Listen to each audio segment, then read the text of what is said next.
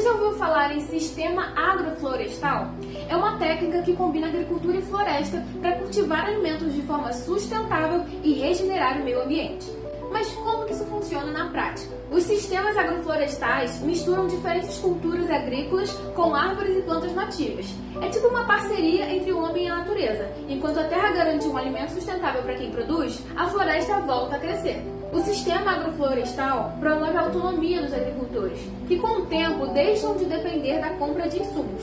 Ele gera trabalho e renda, além de garantir segurança alimentar e benefícios socioeconômicos. Um ótimo exemplo de agrofloresta é o caso da Revolução Verde da comunidade dos movimentos dos trabalhadores sem terra José Lutzenberger, que transformou uma terra degradada a partir desse sistema. Quer saber mais sobre como a agrofloresta mudou essas vidas?